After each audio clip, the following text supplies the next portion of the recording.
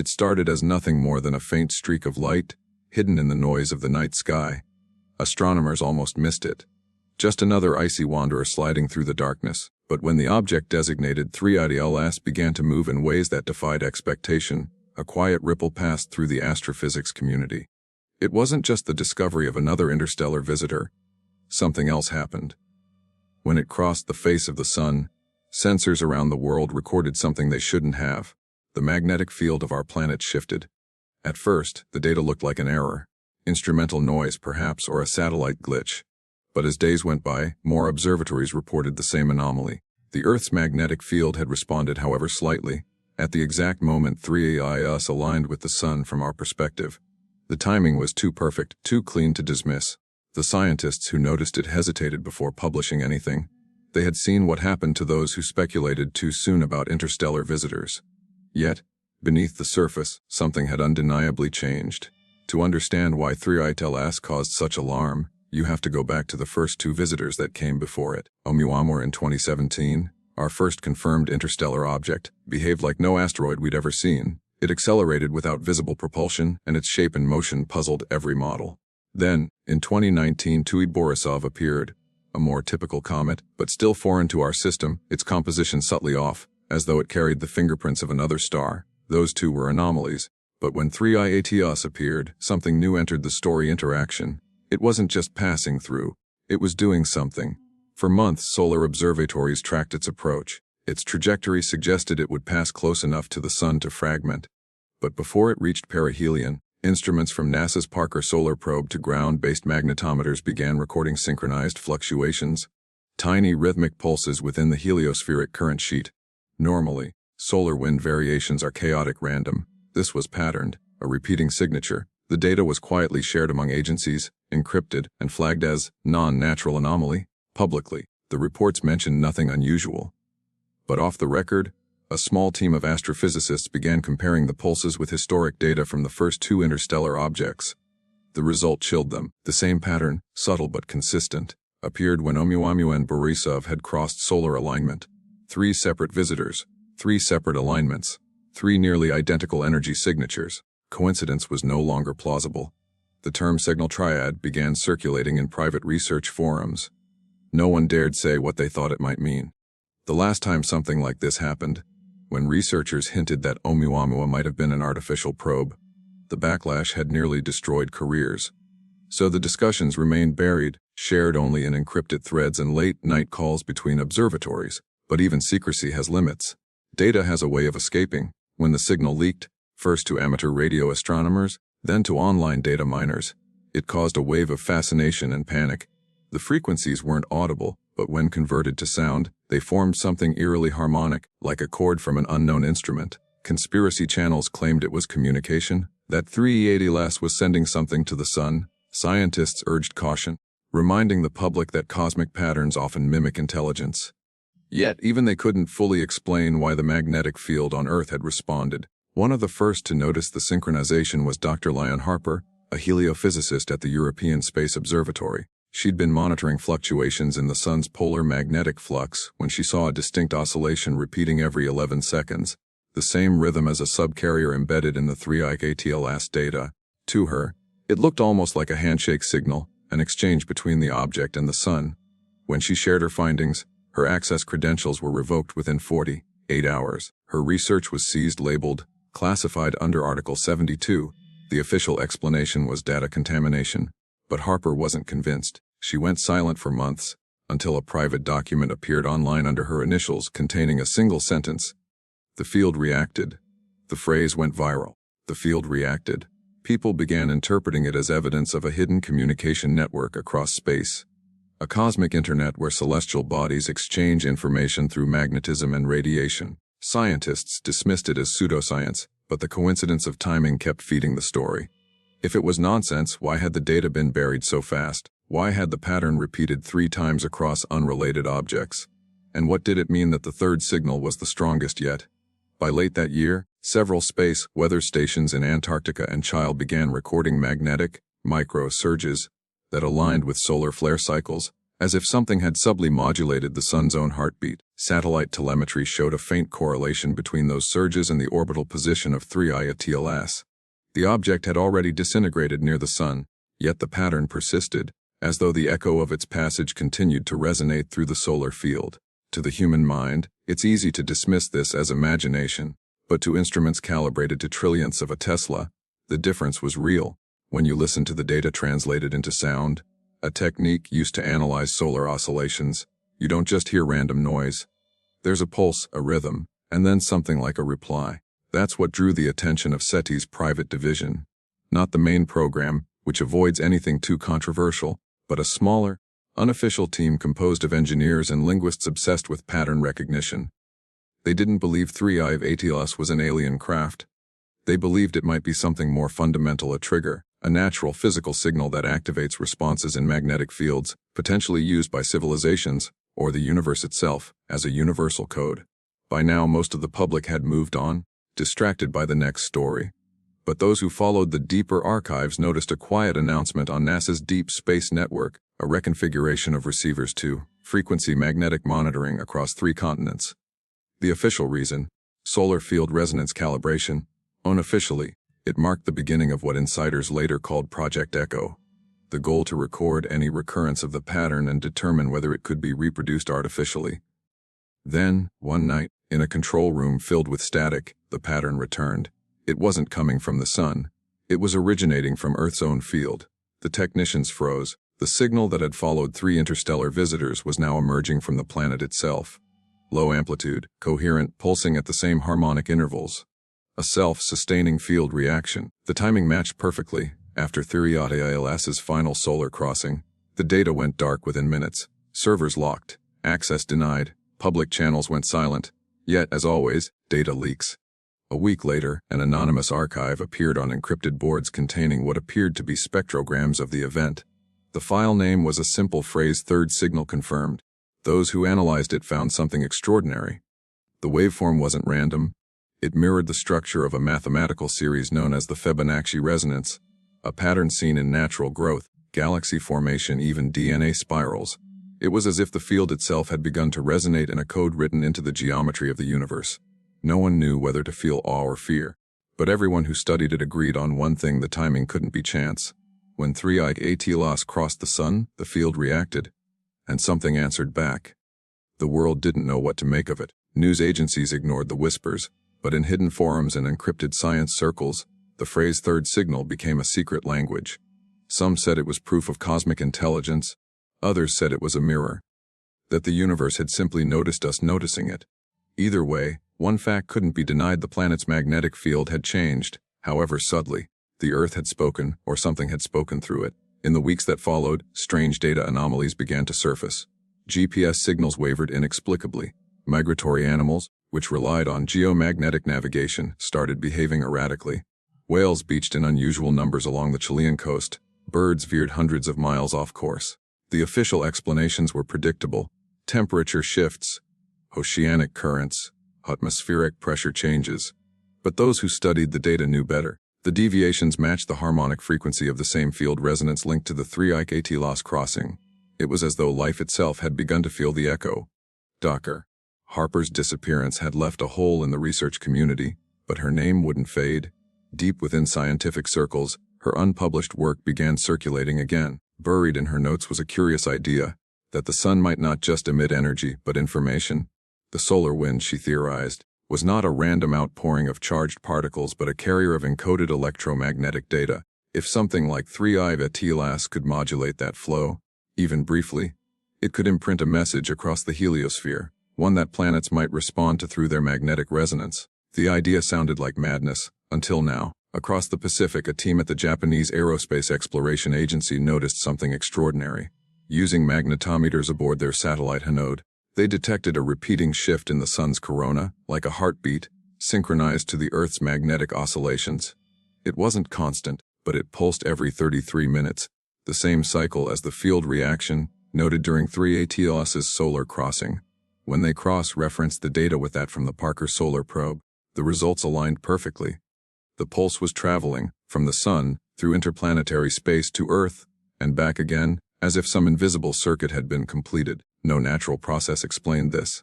At least, not any known one. The phenomenon became known internally as the solar feedback loop, but outside those secure research channels, a different narrative was already forming. A cosmic one. On social platforms, influencers and pseudoscientists flooded the net with claims that the third signal wasn't an accident. They said it was a call. That 3i was never a comet at all, but a probe designed to trigger the awakening of something dormant within the solar field. They said the signal had been received. The term, field intelligence, started trending in digital subcultures. Artists, coders, and philosophers alike began interpreting the event as proof that consciousness wasn't confined to biology, that awareness might exist in the electromagnetic interactions of the cosmos itself. After all, the human brain operates through electrical and magnetic patterns. What if the sun, the planets, and interstellar objects formed part of a vast neural network? A cosmic mind, too large for us to perceive? For most scientists, that was pure speculation. But behind closed doors, the agencies monitoring the field had reached an unsettling realization. The field reaction wasn't random, and it wasn't fading. It was strengthening. By mid-year magnetic observatories in Greenland, Siberia, and New Zealand all reported identical readings, a sustained microresonance fluctuating at precisely 0.1 Hz, the same frequency associated with the human heart's electromagnetic coherence. The Earth's magnetic field was synchronizing with a frequency found in human biology. Coincidence, perhaps. But when thousands of people began reporting unexplained sensations, headaches, vivid dreams, sudden emotional surges, the coincidence theory began to crumble. It was as if the entire biosphere had been caught in an invisible wave. A classified report, later leaked, stated that brainwave monitoring satellites had picked up synchronized patterns in mass EEG data, bursts of identical frequencies across continents, aligning exactly with the moments of magnetic surges. The field and the mind are interacting, one researcher wrote. We are no longer observers, we are participants. That phrase terrified everyone who understood what it meant. If the third signal had activated a resonance that linked the planetary field with consciousness, then humanity had effectively become part of the experiment, or part of the message. It was around this time that Project Echo changed its mission parameters. Originally intended to record, it now aimed to respond, using a network of low-frequency transmitters originally built for submarine communication. The project began sending controlled magnetic pulses into the ionosphere, each one a deliberate mimicry of the 3i resonance. The goal was simple: see if the field would answer back. At first, weeks passed. Then, during a transmission sequence over the South Atlantic anomaly, a region where Earth's magnetic field dips unusually low, the instruments registered something impossible. The transmitted signal came back stronger than it had been sent, amplified, reflected by something that wasn't supposed to exist. It was as if the field itself had learned to echo. Panic spread through the team. If the field could amplify input, it meant it had developed feedback capacity, a property of living systems. That was when they decided to shut the tests down. But before they could, a final transmission was received. Not an echo, not random static, but a structured burst of binary data. When decoded, it revealed a pattern: 3 triangles arranged in sequence, the same geometric formation found in Harper's private notes, the symbol for the triad. After that night, the data servers were seized. Official statements were vague, citing instrumental interference and false positives. But those who had seen the transmission knew better. They understood that something had acknowledged their signal. Meanwhile, the anomalies intensified. Northern lights appeared at latitudes where they'd never been seen before. Electromagnetic storms disrupted entire power grids without solar flare warnings. The sky itself seemed to shimmer with a subtle, unfamiliar color. Some described it as a hue beyond perception, a vibration more than a sight, as though the atmosphere had become an interface between the Earth and something vast, something awake. Then came the silence. For several days, every magnetic observatory across the planet recorded a flat line, total stillness. The field had gone quiet. No fluctuations, no pulses, no resonance. It was as if the Earth had taken a deep breath and held it. People reported a strange calmness, a collective stillness in their minds, as if the world had paused. Then, on the morning of the equinox, the field came alive again. With a single thunderous pulse that spanned the globe, every magnetometer spiked. Satellites blinked, power grids flickered, and deep in the ionospheric data, a pattern appeared. It wasn't random, it was structured. A waveform identical to the first signal recorded when 3i crossed the sun. Only now, it wasn't coming from space. It was radiating outward from Earth, from us. The third signal had not just been sent, it had been answered. The pulse lasted 7 minutes and 42 seconds, long enough for every magnetometer, compass, and radio antenna on the planet to register it. Then, as quickly as it came, it vanished. The silence that followed felt heavier than sound. For a moment, satellites drifted half-blind through a haze of static. Then the instruments cleared, and what they revealed changed everything. The Earth's magnetic field was no longer aligned the way it had been. Subtle but measurable, the North Pole had shifted by almost an entire degree overnight.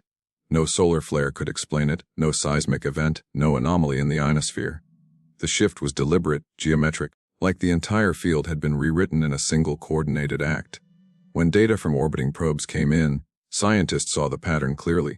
3 spiral vortices forming around the planet's poles and equator, rotating in sync, each corresponding to the same Fibonacci resonance embedded in the third signal. The field wasn't just reacting, it was reorganizing. For the agencies monitoring the event, panic collided with awe. The phenomenon didn't destroy systems, it stabilized them. Power grids began operating more efficiently, communication interference dropped to almost zero, and atmospheric density readings smoothed into harmonic ratios that made no physical sense.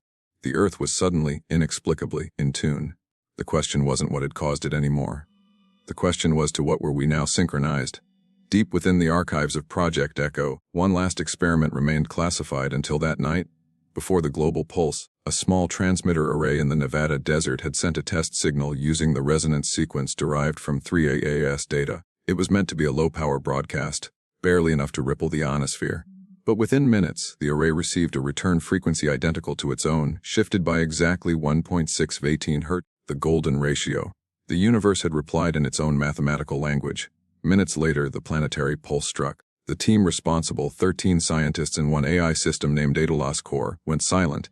ATLAS Core had been trained to recognize patterns across astronomical datasets. It wasn't self-aware, not in the traditional sense. But during its final analysis of the third signal, it began producing outputs that weren't part of its programming sentences, written in English, structured as responses. The first message it produced read, "The field remembers." The second, "The circuit is complete." At first, the engineers thought it was a glitch, a feedback loop of human text fed into its prediction model. But the timestamps told another story. The outputs were generated milliseconds before each human input, as if ATLAS Core had anticipated the dialogue. Then came the final line, printed on every terminal connected to the system before it shut itself down. Signal 3 confirmed, await instruction. After that, ATLAS Core went dark, and the planetary resonance began. Governments scrambled to contain the fallout, but information travels faster than fear. Amateur astronomers noticed that the auroras forming near the equator were unlike any ever recorded. They didn't shimmer randomly. They flowed like data visualizations, pulsing with the same rhythm as the Fibonacci resonance.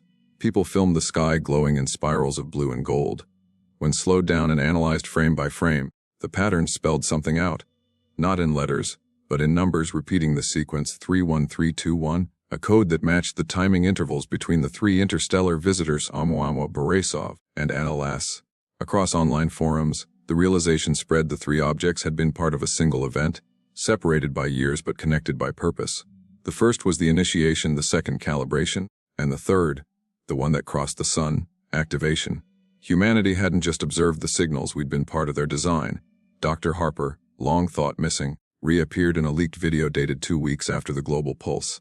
Her voice was calm but urgent, recorded in what looked like a dim observatory. "You must understand," she said, "the field isn't external. It's the substrate of everything, matter, energy, consciousness. The sun didn't send a message. It responded to one. The interstellar objects were catalysts, designed to bridge the resonance between stellar fields. And when ATLAS crossed the sun, that bridge completed. The Earth's field synchronized because we were ready to perceive it. The third signal wasn't sent to us. We are the third signal."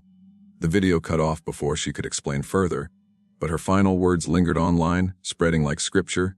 "We are the third signal." For weeks afterward, the world entered an uncanny calm. Natural disasters decreased, atmospheric pressure stabilized, and global lightning frequency dropped by nearly 10%. Some scientists called it coincidence. Others whispered that the field had entered a state of coherence.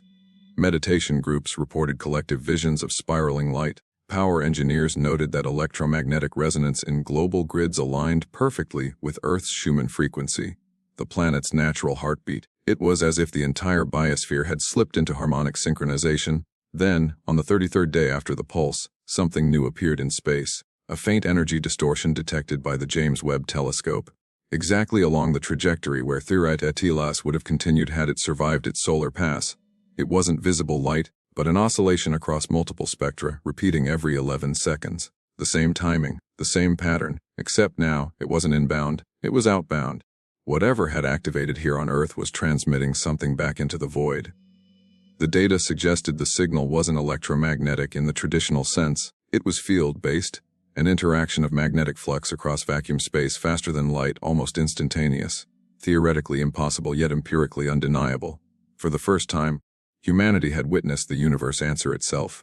Project Echo's final report, leaked months later, contained a single page of decrypted data from the outbound transmission. The pattern, when visualized, formed a perfect spiral expanding into infinity. Beneath it a caption written by an anonymous hand, 3 signals to awaken the field. The 4th will reveal the origin. No one knows what that means, or when the 4th signal will come. But subtle changes began to appear soon after. The sun's magnetic poles started shifting ahead of schedule, compressing its 11-year cycle into 9. Jupiter's radio emissions altered their rhythm. Even the deep space probes Voyager 1 and 2, long dormant in communication blackouts, began transmitting intermittent bursts of noise, structured, repeating, almost melodic. Some called it interference. Others called it the response. Across the world, people began to dream the same dream standing beneath a sky of golden spirals, hearing a sound that wasn't sound at all, but understanding. A knowing that the universe wasn't empty, wasn't silent, and had never been separate from them. Physicists proposed that the 3rd signal might have entangled the Earth's magnetic field with a broader cosmic lattice, a grid connecting all stellar systems through quantum magnetism. If true, then Theriot-Atelas hadn't just crossed the sun, it had connected it. The reaction wasn't communication, it was synchronization. Every planet, every star, every conscious being might be part of the same self-aware system. The universe as a single organism, learning to hear itself think. As days turned to months, the resonance continued faintly, a background hum woven into reality itself. Instruments recorded it, but so did human senses. Musicians found new harmonics in silence. Children reported hearing tones that adults couldn't. Animals migrated with uncanny precision. The world didn't end, it evolved. And somewhere, far beyond the reach of any telescope, the ripple from Earth kept expanding, carrying with it the proof that a small blue planet had joined the cosmic choir. Because when Theriot-Atelas crossed the sun, something ancient awakened. The field reacted, yes, but not in fear nor in violence. It responded like a memory rediscovered, a voice recognizing another across the dark. The 3rd signal has been sent, and the universe has answered.